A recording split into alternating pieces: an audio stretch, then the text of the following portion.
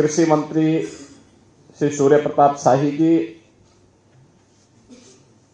जल शक्ति मंत्री श्री स्वतंत्र देव सिंह जी,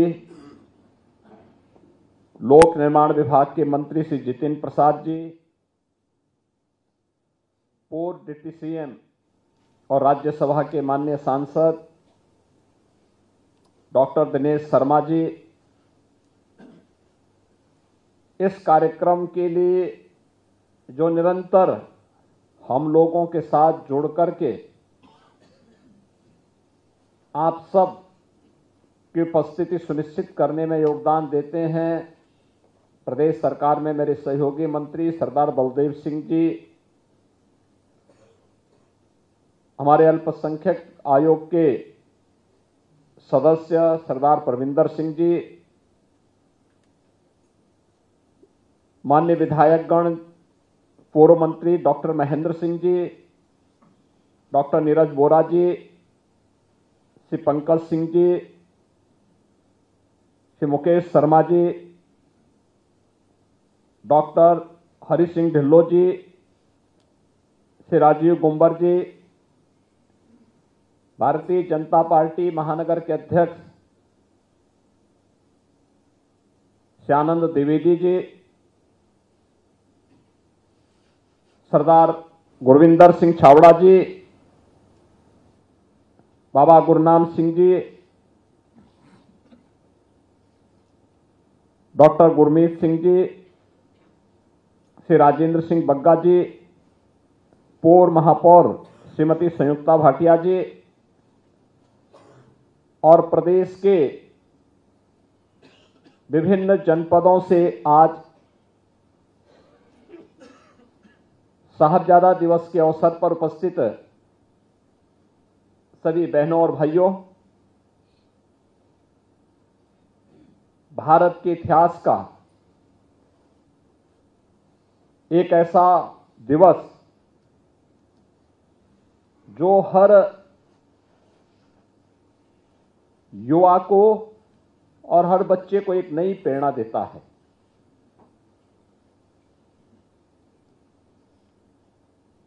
गुरु गोविंद सिंह जी महाराज के 4 साहबजादों ने देश और धर्म की रक्षा करने के लिए जो महान बलिदान दिया, उस महान बलिदान के प्रति कृतज्ञता ज्ञापित करने का दिवस है। साहबजादाओं के प्रति सम्मान का भाव व्यक्त करने का दिवस है, वीर बाल दिवस।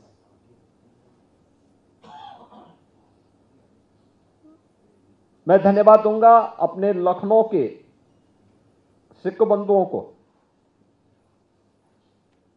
जिन्होंने 2020 से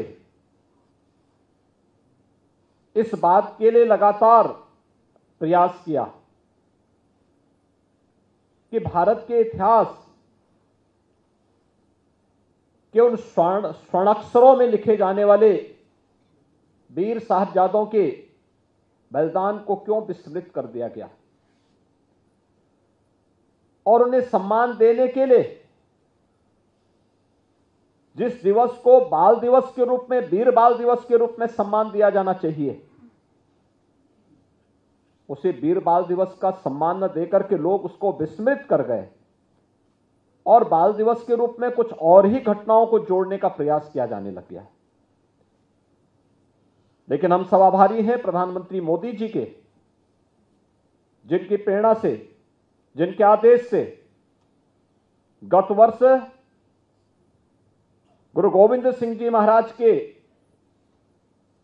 दोनों छोटे साहबजादों बाबा जोरावर सिंह, बाबा फतेह सिंह के बलिदान दिवस को वीर बाल दिवस के रूप में मान्यता मिली। और आज हम सब यहां पर मुख्यमंत्री आवास में एक बार फिर से 5वें इस समारोह के अवसर पर एकत्र होकर के इस महान गुरु परंपरा के प्रति अपनी श्रद्धा को व्यक्त करने के लिए, कृतज्ञता को व्यक्त करने के लिए यहां पर एकत्र हुए हैं।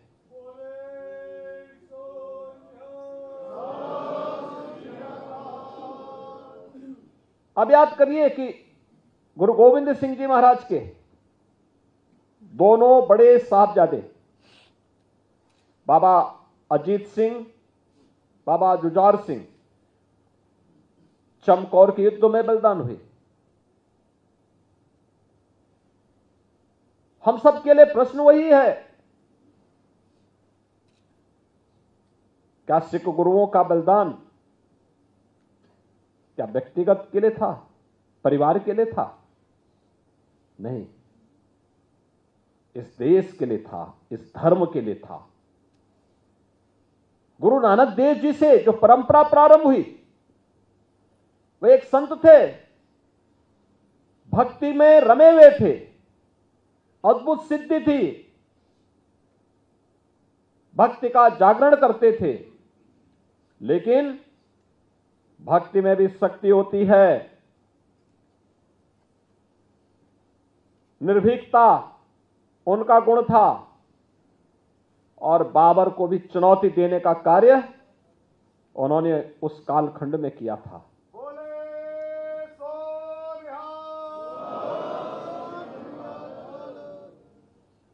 सिख गुरुओं ने कभी चैन से बैठ करके अपने लिए, स्वयं के लिए नहीं सोचा। अगर आप जाएंगे देश के अलग अलग क्षेत्रों में, अलग अलग गुरु परंपरा ने अलग अलग परंपराओं की शुरुआत की। किसी सिख गुरु के द्वारा लंगर की परंपरा को अनिवार्य हिस्सा बनाने का कार्य किया गया। किसी ने सरोवरों के माध्यम से एक नई प्रेरणा प्रदान की। गुरु अर्जुन देव ने जहांगीर के अत्याचारों का डटकर के मुकाबला किया, और गुरु तेग बहादुर जी तो एक अद्भुत मिसाल थी। याद करिए, आज से सैकड़ों वर्ष पहले गुरु तेग बहादुर उस समय इस बात को लेकर के कि कश्मीरी पंडितों पर अत्याचार हो रहे हैं, हमें इसके खिलाफ आवाज उठानी ही चाहिए, और उस समय स्वयं का बलिदान देकर के कश्मीर पर होने वाले अत्याचारों को रोकने का कार्य गुरु तेग बहादुर जी महाराज ने किया था।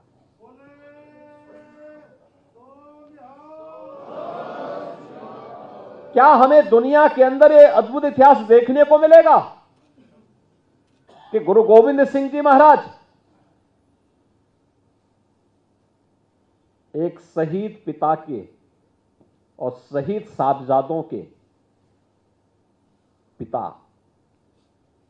यानी शहीद पिता के पुत्र हैं, लेकिन चार चार शहीद साहबजादों के पिता भी हैं। ये कहीं दुनिया के इतिहास में कहीं देखने को मिलता है, और यह भी देश और धर्म के लिए। खालसा पंथ की स्थापना करते समय भी गुरु गोविंद सिंह जी महाराज ने ही बात कही थी, सकल जगत में खालसा पंथ गाजे, जगे धर्म हिंदू सकल भंड भाजे। भाइयों बहनों, ये हम सब के लिए एक नई प्रेरणा है, एक नया आदेश है, एक नया संदेश है। सब कुछ गुरु ग्रंथ साहब में ही समाहित करते हुए उस दिव्य ज्योति ने हम सब के लिए एक नई प्रेरणा दी। परिश्रम और पुरुषार्थ से न भागना, देश और धर्म के लिए सब कुछ न्यौछावर करने की एक ताकत अपने में समाहित करना, और गुरु कृपा से आज इसी का परिणाम है कि सिख जहां भी है अपने परिश्रम और पुरुषार्थ से कुछ करके दिखाता है। ये जो कार्यक्रम है, यह गुरु परंपरा के प्रति कृतज्ञता ज्ञापित करने का एक हम सबको एक अवसर होता है कि जिस गुरु परंपरा ने उस कालखंड में, जब मुगल सल्तनत के सामने किसी की आवाज नहीं निकल पा रही थी, समाज विभाजित था, उस कालखंड में भी उन्होंने बिना किसी की परवाह के बगैर, चाहे वह भक्ति धर्म जागरण के माध्यम से भक्ति के संदेश को घर घर पहुंचाने का कार्य रहा हो, या फिर समाज में रचनात्मक कार्यक्रमों को आगे बढ़ाने का कार्य, समाज को जोड़ने का कार्य, या फिर देश के लिए बलिदान की एक श्रेष्ठ परंपरा को आगे बढ़ाने का कार्य यह इस श्रेष्ठ परंपरा ने किया है और हम सबको इस पर गौरव की अनुभूति होनी चाहिए। ये भारत का इतिहास है। कब भारत चुका है? गुरु गोविंद सिंह जी महाराज के चार साहबजादे, बाबा अजीत सिंह, बाबा जुझार सिंह, बाबा जोरावर सिंह, बाबा फतेह सिंह अपने आप को बलिदान करते हैं और गुरु गोविंद सिंह जी महाराज, जो मैंने कहा एक दिव्य ज्योति थे, दिव्य पुंज, ज्योति पुंज थे। उन्होंने उस समय घोषणा कर दी थी कि मेरा काम हो गया, अब मुगल सल्तनत की उल्टी गिनती शुरू हो गई है। और आप देखते होंगे गुरु गोविंद सिंह जी महाराज की स्मृतियों के प्रति, उनके प्रकाश पर्व पर वीर बाल दिवस के कार्यक्रम में हम सब आज भी, कल भी, हर व्यक्ति इसके साथ जुड़ा हुआ है, इस आयोजन के साथ जुड़ रहा है, पूरा देश जुड़ रहा है। आज दिल्ली में प्रधानमंत्री जी स्वयं इस कार्यक्रम में भागीदार बने। लेकिन मुगल सल्तनत के हुक्मरानों के घरों में कोई दीपक जलाने वाला नहीं है। पूरी वंश परंपरा स्वाहा हो गई है। कोई पूछने वाला नहीं है। उन्होंने अत्याचार किए थे, उन्होंने शोषण किया था,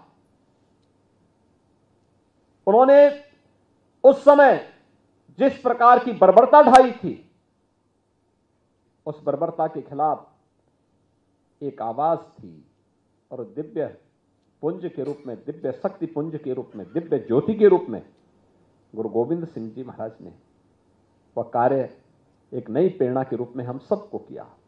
भारत का इतिहास इस देश से बहुत समृद्धशाली है और सचमुच जब मैं इन बच्चों को देखता हूं, हम लोगों को लगता है कि वास्तव में उस समय भी गुरु गोविंद सिंह जी के चार साहबजादे भी लोग लालच दे रहे हैं। औरंगजेब के सूबेदार उन्हें लालच दे रहे हैं, हर प्रकार का लालच दे रहे हैं, धमका रहे हैं,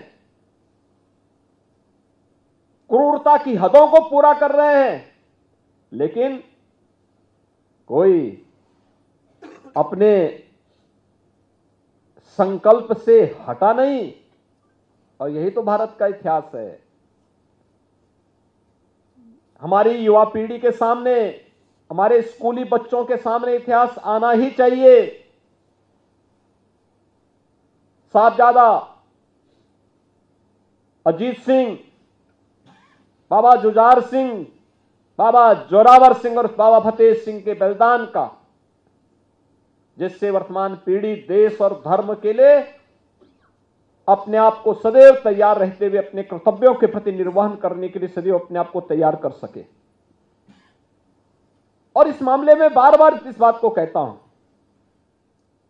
महाभारत के युद्ध में वीर अभिमन्यु की उम्र क्या थी? मात्र 16 वर्ष। लव और कुश की उम्र क्या थी? जब भगवान राम ने ताड़का का वध किया था तब भगवान राम की उम्र क्या थी? भगवान कृष्ण ने जब कंस का वध किया था तब कृष्ण की उम्र क्या थी? ध्रुव क्या उम्र थी? यानी एक लंबा इतिहास है। और वीर बाल दिवस के अवसर पर उन वीर बालकों को जो असाधारण कार्य कर रहे हैं, उन बच्चों को इस अवसर पर हमें सम्मानित करने की एक नई परंपरा को आगे बढ़ा करके वीर साहबजादों के प्रति कृतज्ञता ज्ञापित करते हुए उनका पुण्य स्मरण करना चाहिए। और हम भी चाहेंगे राज्य सरकार भी इसमें सहयोग करे, राज्य सरकार भी इसमें लगेगी। चिन्हित किया जाना चाहिए जनपद स्तर पर, कमिश्नरी स्तर पर, प्रदेश स्तर पर उन बच्चों का चयन हो, समारोह में उनका सम्मान हो, उनका अभिनंदन होना चाहिए, स्मरण कराना चाहिए। चमकौर के युद्ध में जब बाबा अजीत सिंह और बाबा जुझार सिंह शहीद हो रहे हैं युद्ध लड़ रहे हैं, बरसात का समय है, क्या परिस्थिति रही होगी, क्या उम्र थी, लेकिन फिर भी जूझ रहे हैं देश और धर्म के लिए। मुगल सल्तनत तो एक ही बात चाहती थी कि ये लोग केवल एक बार केवल एक कबूल कर लें कि साहब ठीक है हम आपके अधीन हैं, आगे से कुछ नहीं करेंगे। या फिर बहुत होता है कहते भी तुम इस्लाम स्वीकार कर लो। बहुत सारे लोग हैं जो इसके पीछे जा रहे हैं, लालच में व्यक्ति क्या नहीं कर दे रहा है। लेकिन ये गुरु प्रेरणा और उस संकल्प के साथ डटे रहना, यही महानता दिलाती है, महानता यही प्रदान करती है। आज हम सब यहां पर हैं। आप सोचिए, देश के प्रधानमंत्री जी भी वीर बाल दिवस के समारोह में भाग ले रहे हैं, राज्यों के मुख्यमंत्री भाग ले रहे हैं, और ये मेरा सौभाग्य है, मेरे मंत्रिमंडल और मेरे सहयोगियों का सौभाग्य है कि इस मुख्यमंत्री आवास पे गुरुबाणी का पाठ इसी बहाने इस आयोजन के माध्यम से हो जाता है। यह हमारा सौभाग्य है कि इस अवसर पर आप सबसे सामूहिक रूप से एक साथ मुलाकात हो जाती है। प्रदेश भर से आए हुए हमारे सिख बंधुओं के साथ इस कार्यक्रम के माध्यम से एक संवाद हो जाता है और उस कार्यक्रम को आगे बढ़ाने का एक अवसर हम सबको प्राप्त होता है। बहनों और भाइयों, हम सबको अपने इस इतिहास पर गौरव की अनुभूति करनी चाहिए। अपनी इस गौरवशाली परंपरा को और उन्नत करने के लिए निरंतर प्रयास करते रहने चाहिए। और मैं बार बार इस बात को कहता हूं, उन स्थलों को चिन्हित करना चाहिए जो गुरु नानक देव जी से संबंधित हैं। उसके लिए समाज के स्तर पर और सरकार के स्तर पर क्या कार्य होने हैं, हमारा कार्य प्रारंभ होना है। गुरु अर्जन देव जी से जुड़े हुए कोई स्थल है, गुरु तेग बहादुर जी से जुड़ा हुआ कोई स्थल है, गुरु गोविंद सिंह जी से जुड़े हुए जो स्थल हैं, इनके बारे में और फिर अन्य ऐसे महापुरुषों के बारे में देश के अंदर कभी ऐसा नहीं हुआ। महाराजा रणजीत सिंह जब शासक बने तो उन्होंने कोई भेदभाव नहीं किया। याद करिए, अगर उन्होंने स्वर्ण मंदिर पे सोना चढ़ाया तो काशी विश्वनाथ मंदिर पे भी सोना चढ़ाया।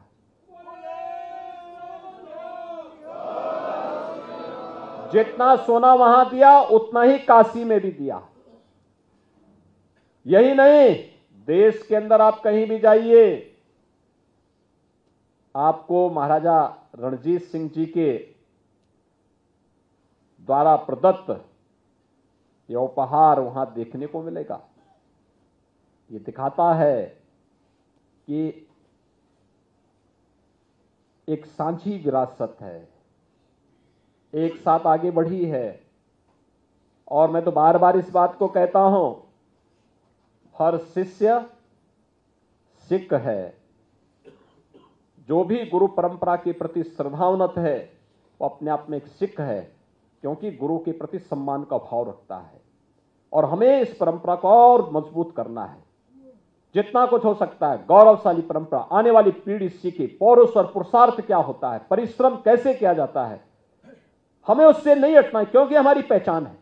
विपरीत परिस्थितियों में कैसे कार्य करना है, यह हमारी पहचान बननी चाहिए। और उस पहचान को विपरीत परिस्थितियों में जूझते हुए आज तो अच्छी दिशा में आप आए हैं, बहुत अच्छी दिशा में आगे बढ़ चुके हैं। हमें कभी भी अपने मार्ग से विचलित नहीं होना है। गुरु परंपरा के प्रति हमेशा कृतज्ञता ज्ञापित करना, यह हर भारतवासी का दायित्व होना चाहिए, हर हिंदुस्तानी का दायित्व होना चाहिए। और यही हमें आगे बढ़ने के लिए एक संबल भी हम सबका होगा। मैं आज के इस अवसर पर आप सबको इस बात के लिए आश्वस्त करता हूं कि गुरु परंपरा के लिए और इस गौरवशाली परंपरा को आगे बढ़ाने के लिए राज्य सरकार और ये डबल इंजन की सरकार सदैव आप सबके साथ में है।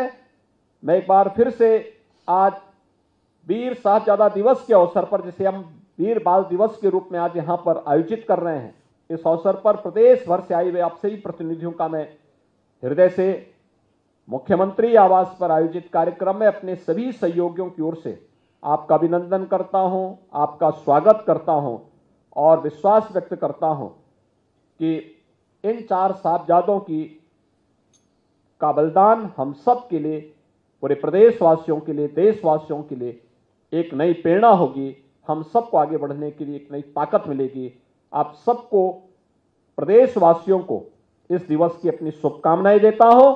हम इन वीर साहबजादों के बलिदान से प्रेरणा लेकर के सिख धर्म के प्रति और इस गुरु परंपरा के प्रति कृतज्ञता ज्ञापित करने के अपने पूर्वजों की इस परंपरा का अनुसरण कर सकेंगे, इस विश्वास के साथ आप सबके प्रति मेरी शुभकामनाएं। बोले सो निहाल, बोले सो निहाल। बहुत बहुत आभार प्रकट करता हूं माननीय मुख्यमंत्री जी। और मैं एक चीज़ की और घोषणा दशमेश पब्लिक स्कूल की ओर से ये करना चाहते हैं। जैसे भी आपने कहा, हमने एक पत्र जो आपको दिया था उसमें हमने निवेदन किया था। तो सीएम योगी आदित्यनाथ को आपने सुना है यहाँ पर किस तरीके से उन्होंने अपनी बात यहाँ पर रखी है और वीर बाल दिवस सभी के लिए प्रेरणा है। यहाँ रुकने छोटे से ब्रेक के लिए, जल्द लौटते हैं। आप देख रहे हैं न्यूज़ 18 उत्तर प्रदेश उत्तराखंड।